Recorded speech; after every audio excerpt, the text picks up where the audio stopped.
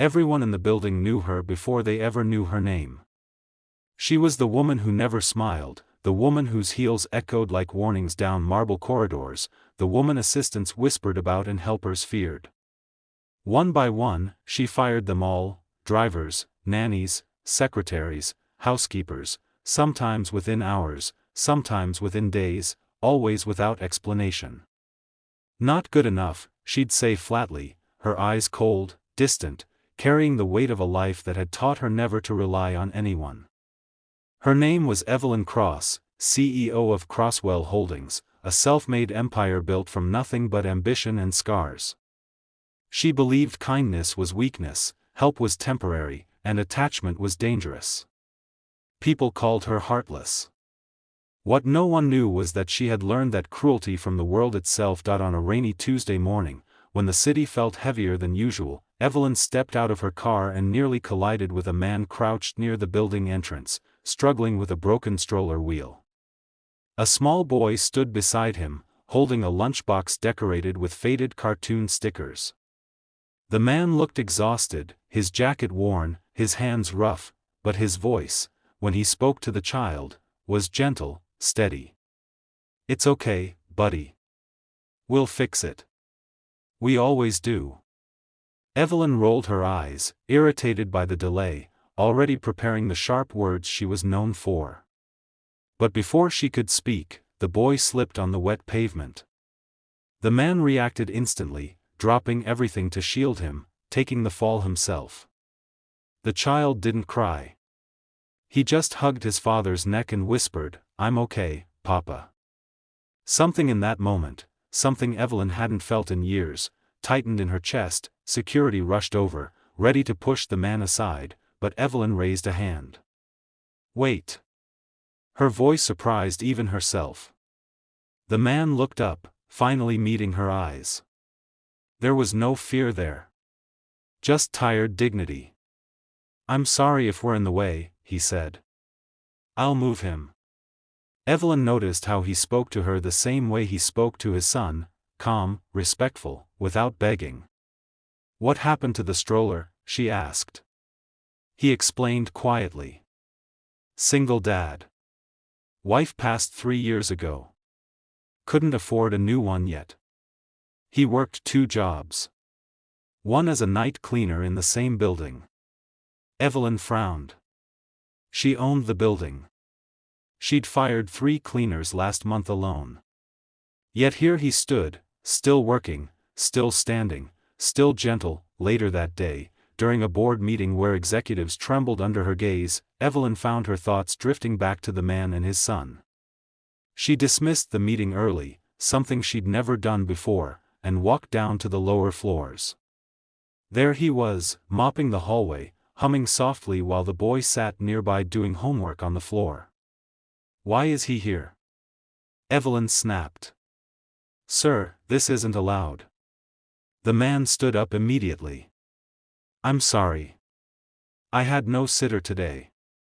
I didn't want to miss work." Evelyn felt the familiar urge to fire him, to remove the inconvenience, to restore control. Her lips parted.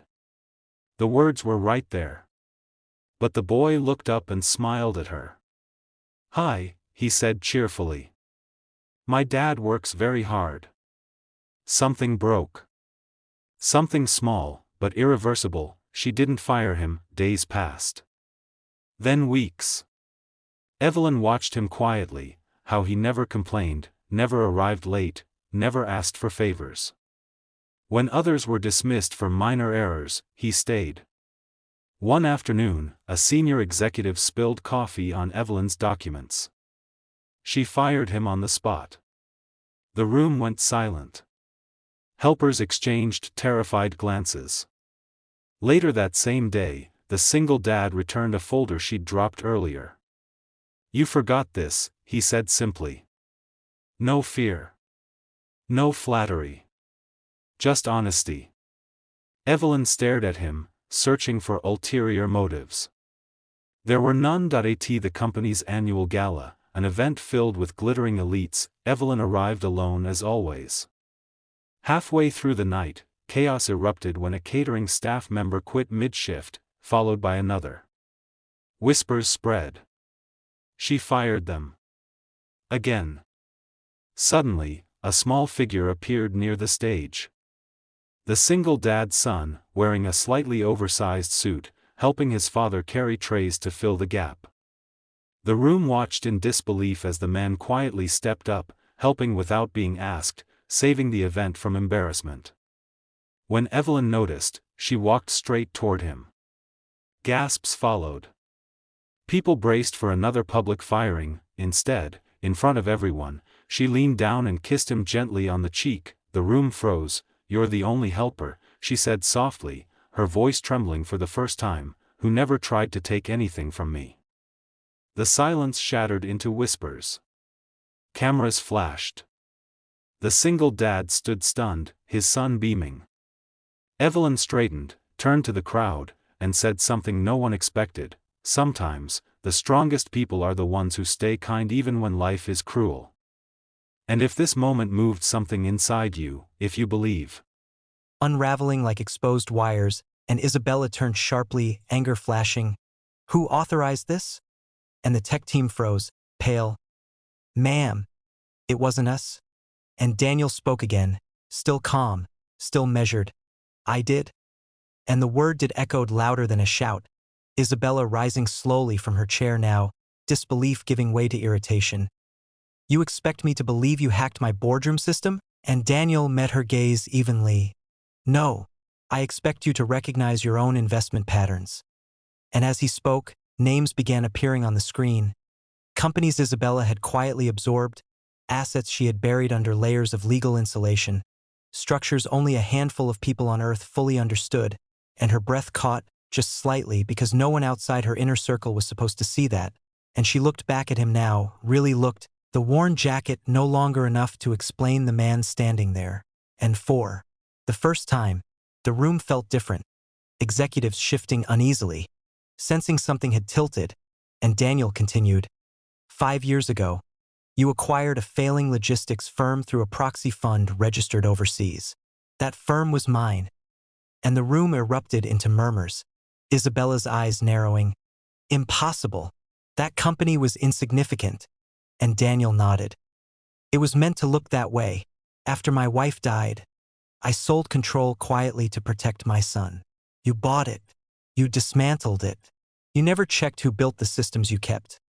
And the screen zoomed in now, highlighting infrastructure algorithms, routing efficiencies, proprietary frameworks, and Isabella felt something cold slide down her spine, because those systems were the backbone of her empire, the invisible architecture that made her unstoppable, and she whispered, almost involuntarily, "Who are you?" And Daniel answered, his voice steady but firm now, "I'm the man you belittled because it was easier than asking." Questions? And silence crashed over the room like a held breath. Isabella's confidence no longer effortless, her power no longer unchallenged, and Daniel took one step forward.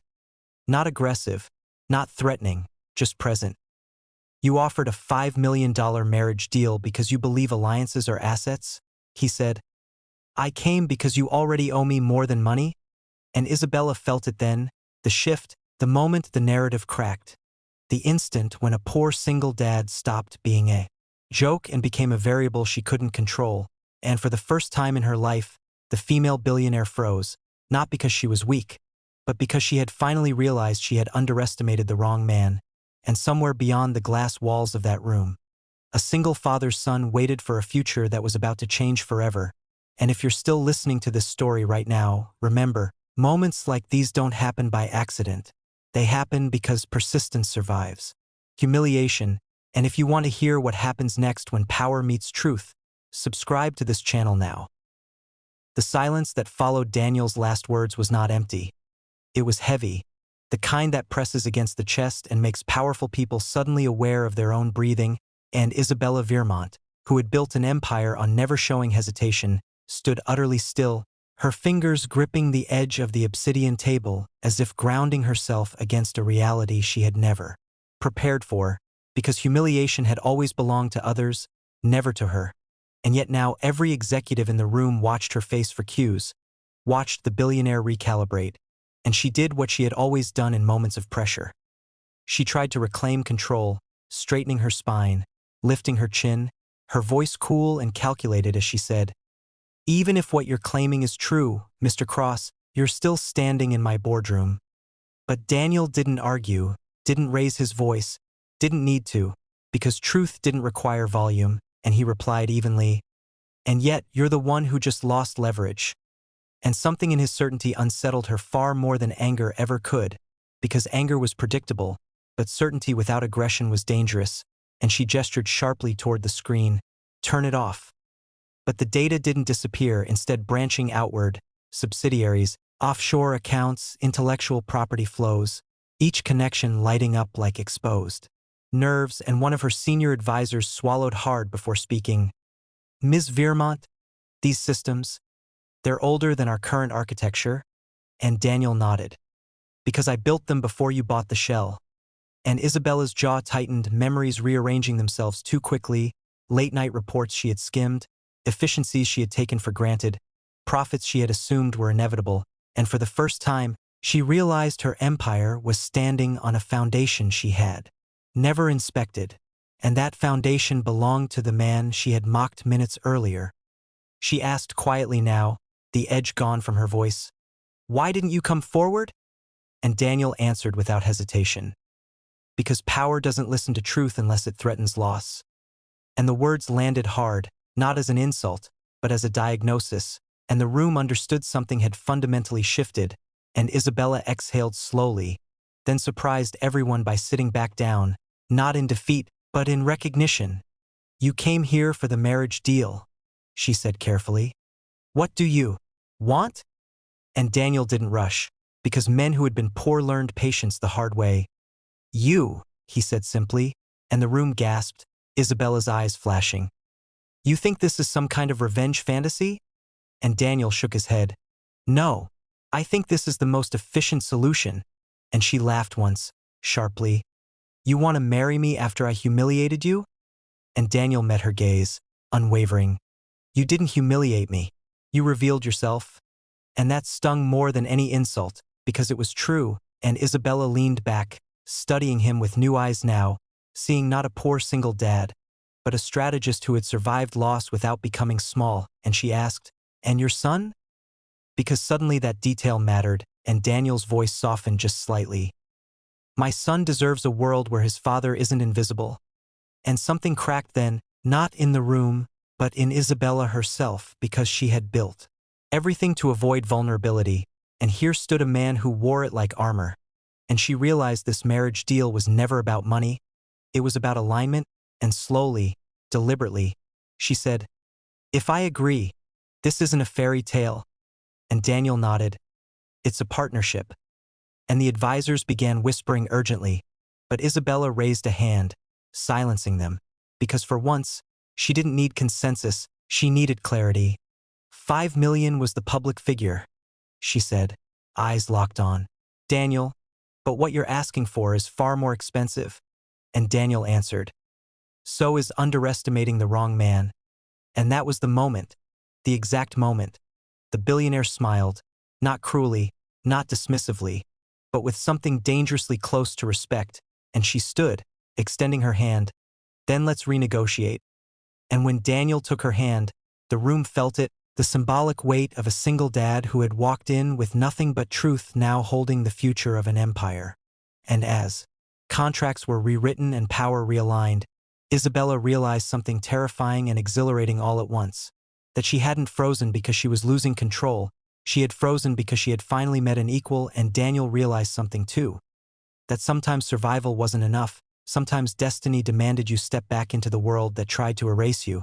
And if you've made it this far in the story, understand this: respect is never given, it's revealed under pressure. And if you want more stories where underestimated people reclaim their power, subscribe to this channel right now, because the next story might change the way you see strength forever.